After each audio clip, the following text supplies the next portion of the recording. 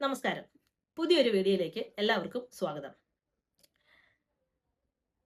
നിലവിൽ കേരളത്തിന്റെ പ്രസന്റ് സിനാറിയോയിൽ പൊതുസമൂഹത്തിന് എല്ലാവർക്കും അല്ല, ഒരു നല്ലൊരു വിഭാഗം ആളുകൾക്കും വളരെ പേടിയുള്ളൊരു വാക്കാണ് ഫെമിനിസ്റ്റ് എന്നൊരു വാക്ക്.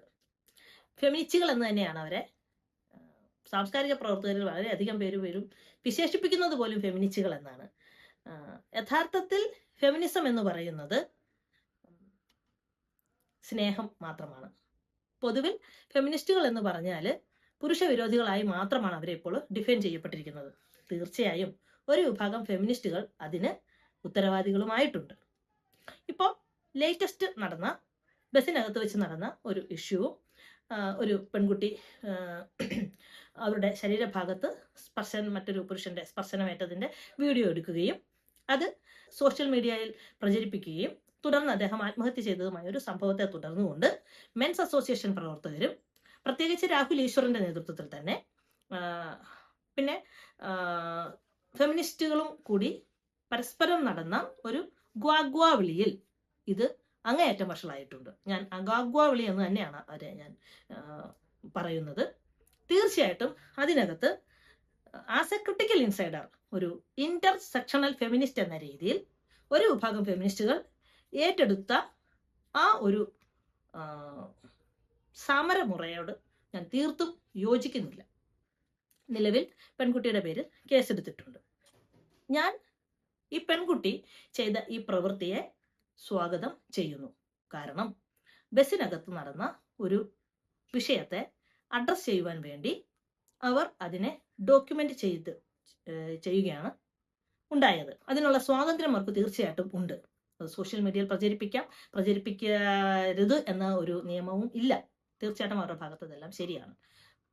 അതിനെ തുടർന്നുണ്ടായ വ്യക്തിയുടെ ആത്മഹത്യ എനിക്ക് തോന്നുന്നു കേരളത്തിന്റെ നിലവിലുള്ള ഫെമിനിസ്റ്റ് ചരിത്രത്തിൽ ഇതുവരെ നടന്നിട്ടുള്ള പല ലൈംഗിക അതിക്രമ കേസുകളിലും ഇത്തരത്തിൽ നമ്മളെ അത്രയധികം ഒരു സെൻസേഷനലും അതേസമയം വിവാദവുമായിട്ടുള്ള ഒരു വിഷയം ഈ അടുത്ത കാലത്ത് ഉണ്ടായിട്ടില്ല. അപ്പൊ അവിടെ തന്നെ ഒരു ആസ് ആൻ ഇന്റർസെക്ഷണൽ ഫെമിനിസ്റ്റ് എന്ന രീതിയിൽ ഞാൻ നടത്തേണ്ട, അല്ലെങ്കിൽ എല്ലാ ഫെമിനിസ്റ്റുകളും നടത്തേണ്ട ഒരു പുനർ വായനയുണ്ട്. അതിനെയാണ് ഞാൻ ഈ വീഡിയോയിൽ കൂടി പറയാനായിട്ട് ശ്രമിക്കുന്നത്. ഇതിൽ വന്ന കാര്യം എന്ന് പറഞ്ഞു കഴിഞ്ഞാൽ, ഒരു ഭാഗത്തു നിന്ന് മെൻസ് അസോസിയേഷൻ പ്രവർത്തകർ ഈ പെൺകുട്ടിയുടെ ഈ വ്യക്തിയുടെ മരണത്തിന് കാരണമായത് പ്രസ്തുത പെൺകുട്ടിയാണെന്ന് ആരോപിച്ചുകൊണ്ട് അവർക്കെതിരെ ശക്തമായ മോബ് ലിഞ്ചിങ് അല്ലെങ്കിൽ ആൾക്കൂട്ട വിചാരണയാണ് നടത്തിക്കൊണ്ടിരിക്കുന്നത്. ഞാൻ അതിനോട് ഒട്ടും തന്നെ യോജിക്കുന്നില്ല. മറ്റൊരു സൈഡിൽ ഫെമിനിസ്റ്റ് പ്രവർത്തകർ ആ പെൺകുട്ടി ചെയ്ത പ്രവൃത്തി തീർച്ചയായിട്ടും അവളുടെ റൈറ്റ് ആയിരുന്നു, അവൾ ചെയ്ത മെത്തേഡ് ശരിയായിരുന്നു, അങ്ങനെ ഇപ്പുറത്ത് നിന്നുകൊണ്ട് അവർ പരസ്പരം നടന്നിട്ടുള്ള ഒരു വാഗ്വാദവും ഇപ്പുറത്ത് നടക്കുന്നുണ്ട്. നിങ്ങളെ എത്രത്തോളം സ്ത്രീകള് കാലങ്ങളായി എത്രത്തോളം ഫെമിനിസ്റ്റ് ആശയങ്ങൾ മുന്നോട്ട് കൊണ്ടുവന്നിട്ടുണ്ട്, അല്ലെങ്കിൽ ഈ ലോകത്തിനകത്ത് എത്രത്തോളം സ്ത്രീകൾക്ക് മുന്നേറാൻ സാധിച്ചിട്ടുണ്ടോ അതിൽ ഫെമിനിസത്തിന് വളരെ മികച്ച ഒരു പങ്കുണ്ട്. അത് മുഴുവനും റദ്ദ് ചെയ്തുകൊണ്ടാണ് ഈ ഒരൊറ്റ സംഭവത്തിന്റെ പേരിൽ ഫെമിനിസ്റ്റ് പ്രസ്ഥാനത്തെ തന്നെ പൊതുസമൂഹത്തിന്റെ വലിയൊരു ശതമാനം ആളുകളും വിമർശനത്തിന് വിധേയമാക്കിയിരിക്കുകയാണ്. അപ്പൊ ഈ ഒരു വിഷയത്തിൽ ഒരു മരണം കൂടി നടന്ന സ്ഥിതിക്ക് ഫെമിനിസ്റ്റുകൾക്ക് മറ്റൊന്നും പറയാൻ പറ്റാത്ത തരം പലയിടത്തും ഓരോ വായടപ്പിച്ച് വെക്കുകയും ചെയ്യുന്നുണ്ട്. അതുപോലെ തന്നെ നിരവധി ട്രോളുകൾ ഇറങ്ങുന്നുണ്ട്. ഇരുമ്പ് കവചത്തിനകത്ത് നിന്നുകൊണ്ട് പുരുഷന്മാര് പോകുന്നതും ട്രാൻസ്പോർട്ട് ബസ്സിലോ അല്ലെങ്കിൽ ബസ്സിൽ യാത്ര ചെയ്യുമ്പോൾ, ട്രെയിനിൽ യാത്ര ചെയ്യുമ്പോൾ അവര് ഭയന്നാണ് എന്ന് കാണിക്കുന്ന തരത്തിലുള്ള പലതരത്തിലുള്ള വീഡിയോകളും സ്ത്രീകളെ കളിയാക്കിക്കൊണ്ട് ഇറങ്ങുന്നുണ്ട്. ഇതേ സമയം തന്നെ പല ഇടങ്ങളിലും പുരുഷന്മാർ സ്ത്രീകളെ കൊല ചെയ്തതും അല്ലെങ്കിൽ അവർ ചെയ്ത അക്രമങ്ങൾ ഡെയിലി വരുന്നുണ്ട്. ഇതൊന്നും ആരും ശ്രദ്ധിക്കുന്നില്ല. അപ്പോൾ ഈ സമയം ഫെമിനിസ്റ്റുകൾ ചെയ്യുന്ന ഞാൻ എടുത്തു പറയുന്ന ഒരു വിഭാഗം ഫെമിനിസ്റ്റുകളെയാണ് ഞാൻ എപ്പോഴും പറയുന്നത്, എല്ലാ ഫെമിനിസ്റ്റുകളെയും അല്ല. ഇപ്പൊ പുസ്തകത്തിന്റെ കണക്ക് തുറന്നുകൊണ്ട് മെൻസ് അസോസിയേഷൻ പ്രവർത്തകർ ഒരു സൈഡിലും ഫെമിനിസ്റ്റ് പ്രവർത്തകർ ഒരു സൈഡിൽ നിന്നുകൊണ്ട് ഞങ്ങൾ ഇത്ര കൊല ചെയ്തു, നിങ്ങൾ ഇത്ര കൊല ചെയ്തു, ഞങ്ങളാണ് നീതിയുടെ കോമൺ ബാലൻസിനകത്ത് ഞങ്ങൾക്കാണ് ഏറ്റവും കൂടുതൽ നീതി നഷ്ടപ്പെട്ടത് എന്ന് പറഞ്ഞുകൊണ്ട് ഒരു സൈഡിൽ ഫെമിനിസ്റ്റുകൾ അവരുടെ ബുക്ക് ഉയർത്തുകയും ചെയ്തു. യഥാർത്ഥത്തിൽ ഇങ്ങനെയല്ല ഈ വിഷയത്തെ സമീപിക്കേണ്ടത്. നിലവിൽ കേരളത്തിൽ ഫെമിനിസ്റ്റ് പ്രസ്ഥാനങ്ങളിൽ വളരെ വളരെ വളരെ കുറച്ചു പേർ മാത്രമാണ് അപ് ടു ഡേറ്റ് ആയി ലോകത്തിനകത്ത് എന്തൊക്കെ തരത്തിലുള്ള മാറ്റങ്ങൾ, ടേംസുകൾ ഉപയോഗിക്കുന്നതിലൊക്കെ നടക്കുന്ന മാറ്റങ്ങൾ എല്ലാം ഫലപ്രദമായി പഠിച്ചിട്ടുള്ള വളരെ കുറച്ച് ഫെമിനിസ്റ്റുകൾ മാത്രമേ ഉള്ളൂ എന്നുള്ളതാണ് വാസ്തവം.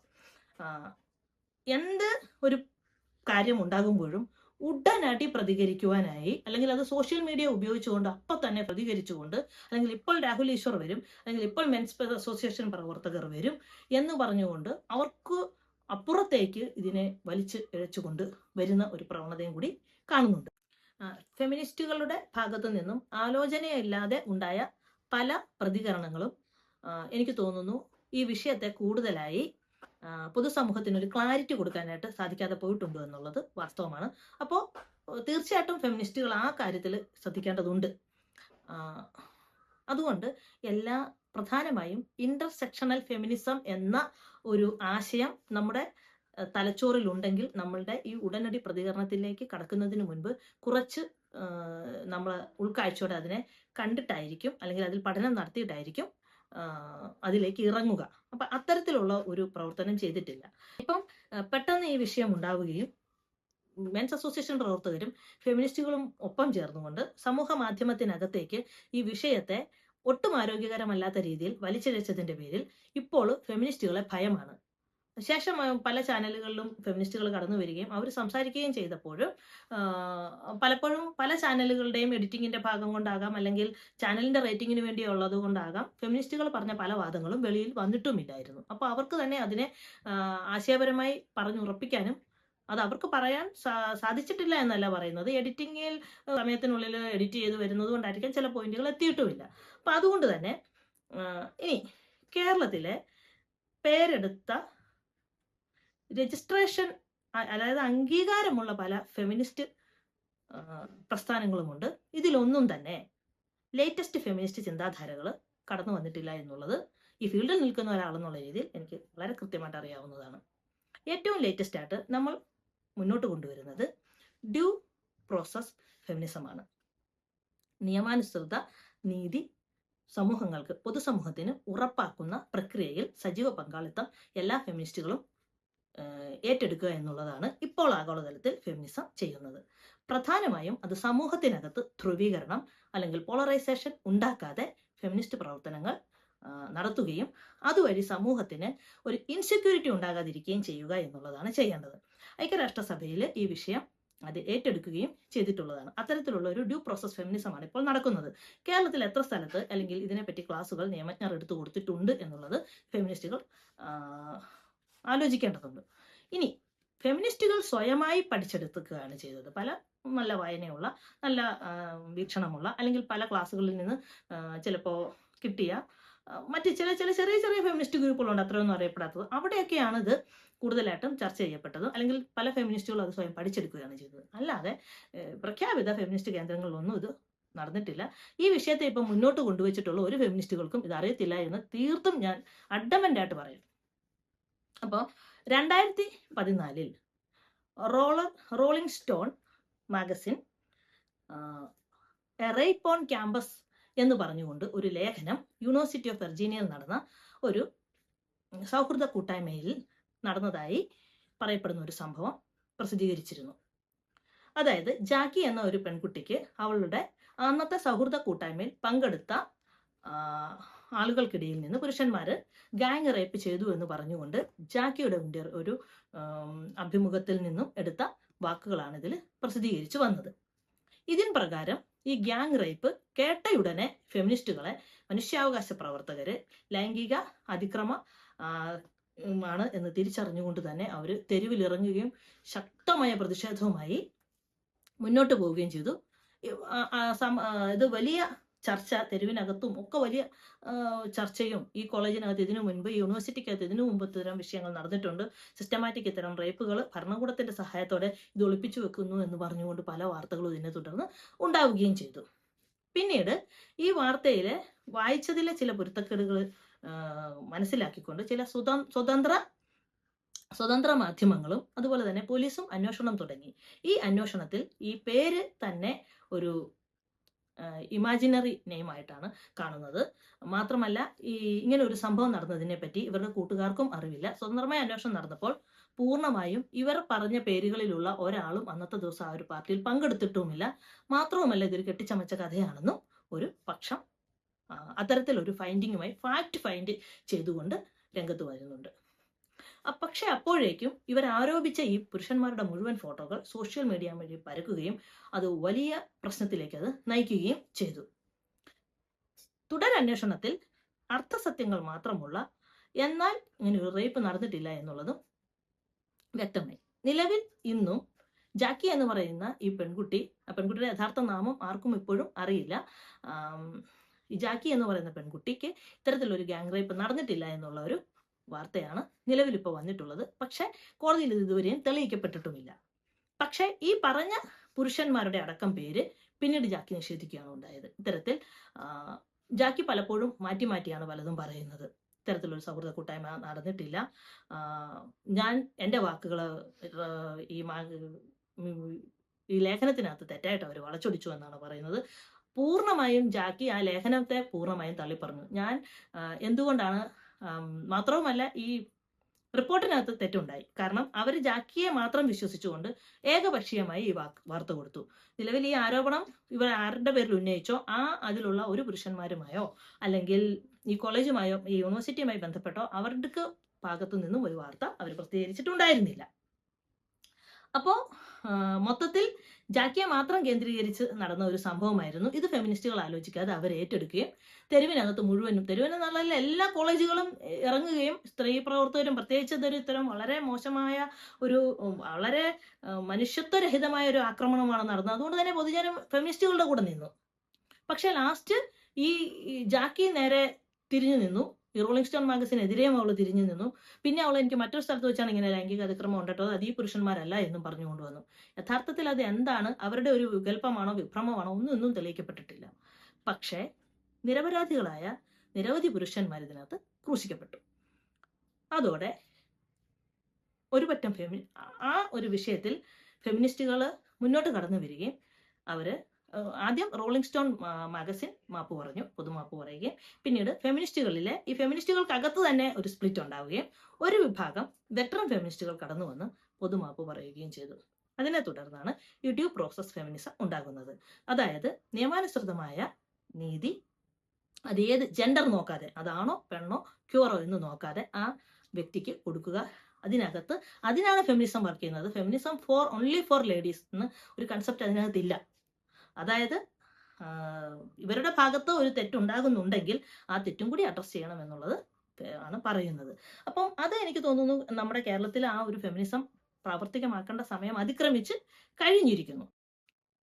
ഇന്ത്യ തത്വത്തിൽ UN ഇതിനെ അംഗീകരിച്ചിട്ടുണ്ട്.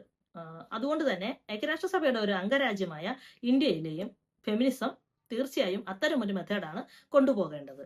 മറിച്ച് ഇവർ പരസ്പരം അപ്പുറത്തും ഇപ്പുറത്തും നിന്ന് കലഹിച്ചുകൊണ്ട് പോകുമ്പോൾ നമുക്ക് പൊതുസമൂഹത്തിനാണ് ആശങ്ക ഉണ്ടാകുന്നത്. ഒരു വിഷയം വരുമ്പോൾ സ്ത്രീകൾ എത്തരത്തിലുള്ള ഒരു നിലപാടെടുക്കണം എന്നുള്ളത് നമ്മൾ കുറച്ചുകൂടി പഠിപ്പിച്ചെടുക്കേണ്ട ഒരു ഉത്തരവാദിത്വമുണ്ട്. കാരണം ഒരു സ്ത്രീ തെരുവിൽ ആക്രമിക്കപ്പെടുമ്പോൾ അല്ലെങ്കിൽ അവളുടെ ജോലി സ്ഥലങ്ങളിൽ ആക്രമിക്കപ്പെടുമ്പോൾ അവർ ഫെമിനിസ്റ്റുകളാണെന്ന് നമുക്ക് പറയാൻ പറ്റില്ല. കാര്യം അവര് വിക്ടിമുകളാകുന്നവരാണ്. ഇവിടെയാണ് ഫെമിനിസം എങ്ങനെയാണ് വിക്ടിമിന്റെ കൂടെ, എങ്ങനെയാണ് സർവൈവറുടെ കൂടെ നിൽക്കേണ്ടത് എന്ന ഒരു റോൾ അവരാണ് നിർവഹിക്കേണ്ടത്. ഒരു ആശയത്തെയാണ് നമ്മൾ മുന്നോട്ട് കൊണ്ടുപോകുന്നത്, മറിച്ച് വഴക്കിനെ പ്രോത്സാഹിപ്പിക്കാനല്ല ഫെമിനിസ്റ്റുകൾ നിലകൊള്ളേണ്ടത്. അപ്പോൾ നമുക്ക് ചില കാര്യങ്ങൾ ഇനി നമ്മൾ പഠിപ്പിച്ച് കൊടുക്കേണ്ടതുണ്ട്. നമുക്ക് എല്ലാവർക്കും അറിയാം, ബസ്സിനകം ഒരിക്കലും സ്ത്രീകൾക്ക് അനുയോജ്യമായ ഒരിടമല്ല. മിക്കപ്പോഴും ആള് കൂടി കഴിയുമ്പോൾ അവർ സ്ത്രീകളെ വളരെ മോശമായ രീതിയിൽ മിസ്യൂസ് ചെയ്യുന്നുണ്ട്. മാറി നിൽക്കാൻ സ്ഥലമില്ലാത്തത് കൊണ്ട് തന്നെ പലപ്പോഴും സ്ത്രീകൾക്ക് അവരെത്രത്തോളം യാത്ര ചെയ്യേണ്ടി വരുന്നുണ്ട്, അവരെ വരെ ഇത് അനുഭവിക്കേണ്ടി വരുന്നുണ്ട്. അതുകൊണ്ട് തന്നെ ഇപ്പൊ നടക്കുന്ന എല്ലാ ബോധവൽക്കരണ ക്ലാസ്സുകളിലും നമ്മൾ വീഡിയോ എടുക്കണം എന്നുള്ളത് കാര്യം പഠിപ്പിച്ചു കൊടുക്കുന്നുമുണ്ട്. അപ്പോൾ അങ്ങനെയൊക്കെ തന്നെയാണ് വീഡിയോ ഒക്കെ വരുന്നത്. അതുകൊണ്ട് തന്നെ ആ പെൺകുട്ടിയുടെ ആക്ട് നമ്മൾ ഒരിക്കലും അപലപിക്കുവാൻ പാടില്ല. പിന്നീട് അവർക്കത് സോഷ്യൽ മീഡിയയിൽ ഇടാനുള്ള റൈറ്റും ഉണ്ട്. പക്ഷേ നമ്മൾ ഇനിയുള്ള കാലങ്ങളിൽ സ്ത്രീകളോട് പഠിപ്പിച്ചു കൊടുക്കേണ്ടത്, അത് സ്ത്രീകളാകട്ടെ പുരുഷന്മാരാകട്ടെ കുട്ടികളാകട്ടെ ആരായാലും നമ്മൾ ഇത്തരം കാര്യങ്ങൾ ചെയ്യുമ്പോൾ നമ്മൾ എടുത്ത സംഭവം അതൊരു ഡോക്യുമെന്റ് ആണ്. ആ ഡോക്യുമെന്റ് കൃത്യമായി നമ്മൾ എത്തിക്കേണ്ടത് നിയമ സംവിധാനത്തിന്റെ മുൻപാണ് എന്നുള്ളത് ഈ ഒരു സംഭവത്തെ മുന്നോട്ട് വെച്ചുകൊണ്ട് നമ്മൾ പഠിപ്പിച്ചു കൊടുക്കണം. അല്ല, തീർച്ചയായിട്ടും അവർക്ക് സോഷ്യൽ മീഡിയയിൽ ഇടാം, അതിനൊന്നും ഒരു തെറ്റൊന്നുമില്ല. പക്ഷേ നമ്മൾ സോഷ്യൽ മീഡിയയിലേക്ക് പോകുമ്പോൾ കേരളത്തിൽ 3 കോടിയിൽ പരം ജനങ്ങളുണ്ട്. ലോക മലയാളികളുടെ കയ്യിലോട്ടാണ് ഇത് കിട്ടുന്നത്. ഇത് കിട്ടുന്ന മനുഷ്യര് ക്രിമിനലുകളായിട്ടുള്ളവരുണ്ട്, ബുദ്ധിജീവികളുണ്ട്, സാംസ്കാരിക പ്രവർത്തകരുണ്ട്, കോമൺ ആയിട്ടുള്ള നമുക്ക് പല രീതിയിൽ മനുഷ്യരെ ക്ലാസിഫൈ ചെയ്യാം. ഇവർ ഏതൊക്കെ രീതിയിൽ ആൽക്കഹോളിക് ആയിട്ടുള്ള ആൾക്കാരുണ്ട്, മയക്കുമരുന്നിന് അടിമപ്പെട്ടവരുണ്ട്, ഇവരുടെയൊക്കെ കൈകളിൽ കൂടി ഇത് കടന്ന് കറങ്ങും. അപ്പോൾ പലതരത്തിലുള്ള റിയാക്ഷൻ ഉണ്ടാകും. ഇതിനെ ഏറ്റെടുക്കുവാനുള്ള മാനസികമായ ഒരു ബലം ഒരിക്കലും ചിലപ്പോൾ ഇതിന്റെ വ്യക്തിമായ വ്യക്തിക്ക് ഉണ്ടായെന്ന് വരില്ല. മാത്രവുമല്ല, ആരോപണ വിധേയനായ വ്യക്തിക്ക് ഇവിടെ ചെയ്ത ഒരു പ്രവൃത്തി അദ്ദേഹം മരണത്തിലേക്കാണ് പോകുന്നത്. റിസീവിംഗ് എൻഡിൽ ഒരാൾ മരിക്കാൻ പാടില്ലായിരുന്നു. ഇപ്പോൾ നടക്കുന്ന ഒരു ഫെമിനിസ്റ്റ് വായനയ്ക്ക് തീർച്ചയായും പിഴവ് പറ്റിയിട്ടുണ്ട്. ആ മരണം നല്ലതാണ് എന്ന് പറഞ്ഞ ഫെമിനിസ്റ്റുകളുണ്ട്. ആ ആള് മരണം നല്ലതാണെന്നുള്ളതല്ല, ആള് ചത്തെങ്കിൽ ചാകട്ടെ, ഇങ്ങനെ കാണിച്ചിട്ടല്ലേ എന്ന് പറഞ്ഞപ്പോൾ തിരുത്താൻ ഒരു ഫെമിനിസ്റ്റ് ഇവിടെ ഉണ്ടായിരുന്നില്ല. അത് ഒപ്പം നിന്ന് ആഘോഷിക്കുകയായിരുന്നു. ഇപ്പോൾ നടക്കുന്ന ഫെമിനിസത്തിനകത്ത് കുറച്ച് വയലൻസിന്റെ അംശം കടന്നിട്ടുണ്ട് എന്ന് പറഞ്ഞ സീന പനോളി എന്ന് പറയുന്ന ഫെമിനിസ്റ്റിനെ മറ്റൊരു കൂട്ടം ഫെമിനിസ്റ്റുകൾ ട്രോളുകൾ ഉണ്ടാക്കി കളിയാക്കി സോഷ്യൽ മീഡിയ വഴി പ്രചരിപ്പിക്കുകയും ചെയ്തു. അപ്പോൾ ഇവിടെയൊക്കെ ഫെമിനിസ്റ്റുകളുടെ പ്രവർത്തനത്തിനകത്ത് കാതലായ മാറ്റം വരുത്തേണ്ടതുണ്ട് എന്ന് അവർ കൂടി ചിന്തിക്കേണ്ടതുണ്ട്. തീർച്ചയായും ഫെമിനിസ്റ്റുകൾ, നമ്മൾ ഇനി വരുന്ന പെൺകുട്ടികൾ ഇത്തരം കാര്യങ്ങൾ ചെയ്യുമ്പോൾ നിങ്ങൾ ഡോക്യു ചെയ്യുക നല്ലതാണ്. സോഷ്യൽ മീഡിയയിൽ ഇടുക എന്നുണ്ടെങ്കിൽ അതിന്റെ പ്രത്യാഘാതങ്ങൾ ഇത്തരത്തിലും കൂടെ ഉണ്ടാകാം എന്നുള്ള രീതിയിൽ കണക്കിലെടുത്തുകൊണ്ട് തന്നെ അതിന് സോഷ്യൽ മീഡിയയിൽ ഇടാവൂ എന്ന് ഞാൻ നിങ്ങളോട് നിർദ്ദേശിക്കുന്നു. മറ്റൊന്ന്, ഈ ഡോക്യുമെന്റ് തൊണ്ടിമുതലാണ്. നിങ്ങൾ നിയമപരമായിട്ടാണ് നിങ്ങൾ അതിനെ വളരെ കൃത്യമായ രീതിയിൽ അത് ലീഗലി അതിനെ പോലീസ് സ്റ്റേഷനിൽ എത്തിക്കാനാണ് ഇന്ന് നമ്മൾ ശ്രദ്ധിക്കേണ്ടത്. ഓക്കെ, അല്ലെങ്കിൽ നിങ്ങൾ ആ വീഡിയോ നിങ്ങൾ അതിന്റെ ആഫ്റ്റർ എഫക്റ്റുകളെ പറ്റി നിങ്ങൾക്ക് അത്ര ബോൾഡ് ആയിരിക്കണം നിങ്ങൾ. കാരണം റിസീവിംഗ് എൻഡിൽ ഒരാൾ മരിച്ചാലും നിങ്ങൾ പതറുകയില്ല, അല്ലെങ്കിൽ അതിന്റെ ആഫ്റ്റർ എഫക്റ്റുകൾ നിങ്ങൾ എന്തു വന്നാലും സഹിക്കാൻ തയ്യാറാണെന്നുള്ളവർ മാത്രമേ നിങ്ങൾ അതിൽ നിൽക്കത്തുള്ളൂ. കാരണം 0.5% മനുഷ്യരെ നിങ്ങൾക്ക് സപ്പോർട്ട് ഉണ്ടാവുകയുള്ളൂ. ബാക്കി മുഴുവൻ മനുഷ്യരും മരിച്ച ആളുകളുടെ, ചിലപ്പോൾ അയാൾ ഒരു തെറ്റ് ചെയ്തിട്ടുണ്ട്, ആ തെറ്റ് പോലും ഇതിനകത്ത് ന്യായീകരിക്കപ്പെട്ടു പോകും. അപ്പൊ അത് വളരെ ശ്രദ്ധിക്കേണ്ടതുണ്ട്. So better method, safe zone എന്ന് പറയുന്നത്, കാരണം നിലവിൽ സ്ത്രീകൾക്ക് എപ്പോഴും ഒരു പുരുഷ കേന്ദ്രീകൃത സമൂഹത്തിൽ സ്ത്രീകൾക്ക് ഒരു നീതി ഉറപ്പാക്കി കിട്ടണം എന്നുള്ള ആത്മാർത്ഥമായ ആഗ്രഹം കൊണ്ടാണ് ഞാൻ പറഞ്ഞത്, നിങ്ങൾ അതിനെ എത്തിക്കേണ്ടത് ലീഗലി എത്തിക്കേണ്ട സ്ഥലത്ത് തന്നെ അതാണ് എത്തിക്കുകയായിരുന്നു ചെയ്യുന്നതാണ് കൂടുതൽ അഭികാമ്യം. കാരണം ഇത് കേരളത്തിന് പരിചയമില്ലാത്ത കാര്യമല്ല. 1999 പരിസ്ഥിതി പ്രവർത്തകയും കാലിക്കറ്റ് യൂണിവേഴ്സിറ്റി ഉദ്യോഗസ്ഥയുമായിരുന്ന PE ഉഷ, ഇപ്പോൾ മനുഷ്യാവകാശ പ്രവർത്തകയും കവിയും എന്ന രീതിയിൽ ഉയർന്ന് നമ്മുടെ സാംസ്കാരിക മണ്ഡലങ്ങളിൽ നിലകൊള്ളുന്ന PE ഉഷയ്ക്ക് 1999 കേരളത്തിന് ഇത്തരം വിഷയങ്ങൾ പരിചിതമല്ലാത്തതല്ല. പല വിഷയങ്ങളിലും കേരളം തന്നെയാണ് ഇതര സ്റ്റേറ്റുകളിൽ ഇത്തരം വിഷയങ്ങളിൽ വളരെ ശക്തമായ നിലപാടുകൾ എടുത്തിട്ടുള്ളത്. 1999 അന്ന് സോഷ്യൽ മീഡിയ അത്ര സജീവമല്ല, ഇത്തരത്തിലുള്ള ഫെമിനിസം എല്ലാവർക്കും ഇടയിൽ സജീവം അല്ലാത്ത ഒരു സമയമാണത്. PE ഉഷ തന്റെ ബസ് യാത്രക്കിടയിൽ അവർക്കുണ്ടായ ഒരു മോശമായ അനുഭവത്തെ അപ്പോൾ തന്നെ ക്വസ്റ്റ്യൻ ചെയ്തു. ബസ് അവർ അപ്പോൾ തന്നെ പോലീസ് സ്റ്റേഷനിലേക്ക് വിടുവാൻ ഡ്രൈവറോട് ആവശ്യപ്പെടുകയും നേരെ പോലീസ് സ്റ്റേഷനിൽ അത് എത്തുകയും ചെയ്തു. പിന്നീട് നീണ്ട വർഷങ്ങളോളം നടന്ന ഒരു ലീഗൽ പോരാട്ടം തന്നെ നമ്മൾ നേരിട്ട് കണ്ടിട്ടുള്ളതാണിത്. അപ്പം എത്തരത്തിലാണ് ബസ്സിനകത്ത് നടക്കുന്ന, അതിനെ തുടർന്ന് ബസ്സിനകത്ത് തന്നെ പലതരത്തിലുള്ള ഹെൽപ്പ് ലൈൻ എഴുതുന്ന സ്വഭാവം, അങ്ങനെ പലതരത്തിലുള്ള മാറ്റങ്ങൾ കേരളത്തിനകത്തും ഇതര സംസ്ഥാനങ്ങൾക്കകത്തുമൊക്കെ ഈ ഒരു സംഭവത്തിനെ തുടർന്ന് ഒരുപാട് മാറ്റങ്ങൾ ഇവിടെ ഉണ്ടായിട്ടുണ്ട്. അപ്പം നമുക്കിത് പരിചയമില്ലാത്തൊരു കാര്യമല്ല. ബസ്സിനകത്ത് നടന്ന അതിക്രമങ്ങളെ അഡ്രസ് ചെയ്യുന്ന ആദ്യത്തെ വ്യക്തി ഇവരല്ല.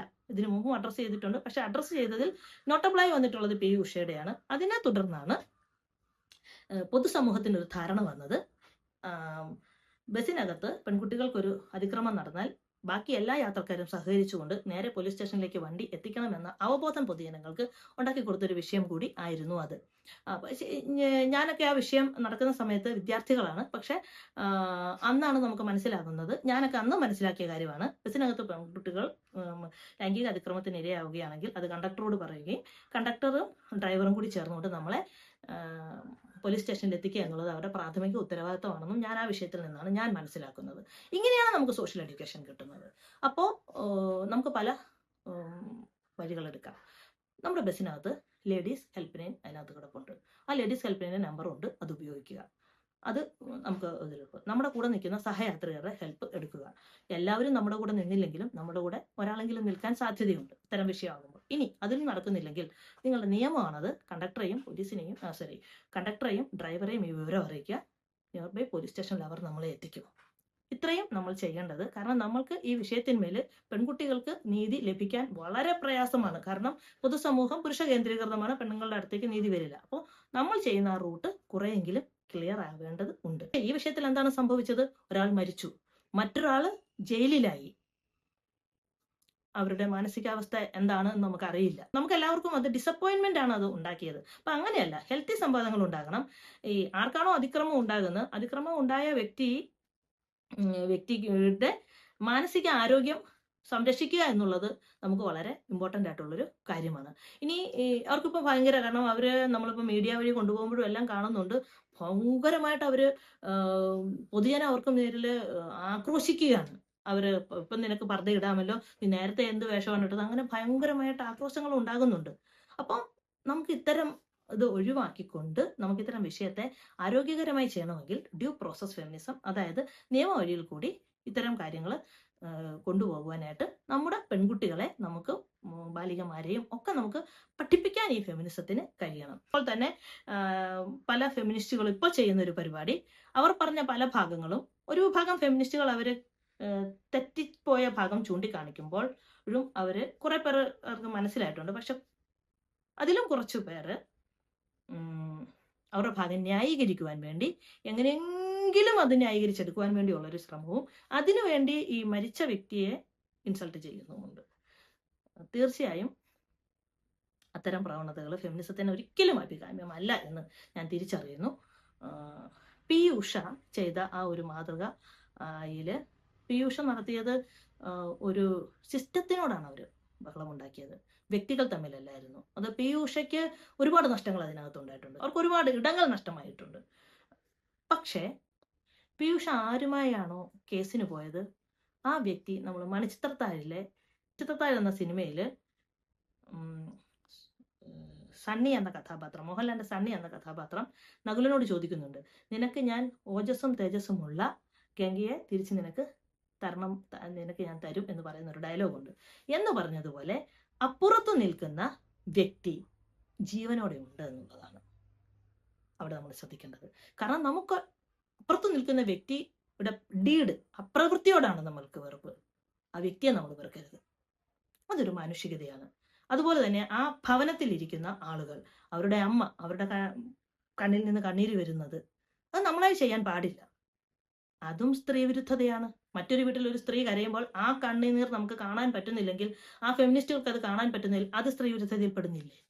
ആ കുടുംബത്തിലെ സീനിയർ സിറ്റിസൺ ആയ 2 പേര് കരയുമ്പോൾ അത് അവർക്ക് നമുക്ക് വേദന തോന്നുന്നില്ലേ? ഓഡ്രി ലോഡ് എന്ന ക്യൂർ ഫെമിനിസ്റ്റ് പറഞ്ഞിട്ടുണ്ട്, നമ്മുടെ വേദനകൾ ഇല്ലാതാക്കുവാൻ വേണ്ടി മറ്റൊരാളുകളിലേക്ക് വേദന ഇട്ടുകൊടുക്കരുത് എന്ന് പറഞ്ഞിട്ടുണ്ട്. ലോകവും കേരളവും ഇന്ത്യയും ഒരുപാട് ഇത്തരം പ്രവർത്തനങ്ങളിൽ കൂടി കടന്ന് ശക്തമായ രീതിയിൽ നിയമത്തെ ചേർത്ത് പിടിച്ചുകൊണ്ട് ഫെമിനിയൻ ആശയങ്ങളെ മുന്നോട്ട് കൊണ്ടുപോകുന്നത് നമ്മൾ കണ്ടിട്ടുണ്ട്. ഓൾ ഓവർ ദ സ്റ്റേറ്റ് കേരളത്തിൽ തന്നെയാണ് എപ്പോഴും ഇത്തരം കാര്യങ്ങളിൽ ഏറ്റവും നല്ല ആശയങ്ങളുമായി, ഏറ്റവും നല്ല സമരമുറകളും, ഏറ്റവും നല്ല ആശയ സംഹിതയുമായി വളർന്നിട്ടുള്ളതും കേരളത്തിലെ ഫെമിനിസം തന്നെയാണ്. അത് നമ്മൾ പല സ്റ്റേറ്റുകളിലും സഞ്ചരിക്കുമ്പോൾ അവർ എപ്പോഴും മാർക്ക് ചെയ്യുന്നത് കേരളത്തിന്റെ ഫെമിനിസ്റ്റ് പ്രവർത്തനങ്ങളാണ്. ബട്ട് നിലവിൽ കേരളത്തിലെ ഫെമിനിസ്റ്റ് പ്രസ്ഥാനങ്ങൾ ഏതെങ്കിലും ഒരു പാർട്ടിയുടെ കീഴിൽ നിന്നുകൊണ്ട് പാർട്ടി പപ്പറ്റുകളായിട്ടാണ് വർക്ക് ചെയ്യുന്നത്. തെറ്റാണ്. ഫെമിനിസത്തിന്റെ കാതലായ സ്വഭാവം എന്ന് പറയുന്നത്, ആർക്ക് വിവേചനം അനുഭവപ്പെടുന്നുവോ ആ വിവേചനത്തെ ധൈര്യത്തോടെ അഡ്രസ് ചെയ്യുവാൻ വേണ്ടി ജാതിയോ മതമോ വർഗമോ വർണ്ണമോ പാർട്ടിയോ ഭാഷയോ നോക്കാതെ അവിടെ സ്നേഹത്തിന്റെ ഭാഷയുമായി ഇറങ്ങുക എന്നുള്ളതാണ്. മറിച്ച് മെൻസ് അസോസിയേഷൻ പ്രവർത്തകരുടെ ഗാഗ്വ വിളികൾക്ക് കൂടെ നിൽക്കലല്ല എന്ന് തിരിച്ചറിയുക. യെസ്, നമ്മൾ ഫെമിനിസ്റ്റുകളാണ്, പക്ഷെ ഈ ഫെമിനിസ്റ്റുകൾ എന്ന് നിങ്ങൾ പറയുന്ന മനുഷ്യർ ഭയരഹിതരും സ്നേഹമുള്ളവരുമാണ് എന്ന്. ഭയരഹിതർ എന്ന് പറയുമ്പോൾ നമ്മൾ ചിന്തിക്കേണ്ടത് അധികാരത്തിന്റെ കസേരകൾ ലഭിക്കില്ല എന്ന ഭയം ഞങ്ങൾക്കില്ല എന്നുള്ളത് മാത്രമാണ്.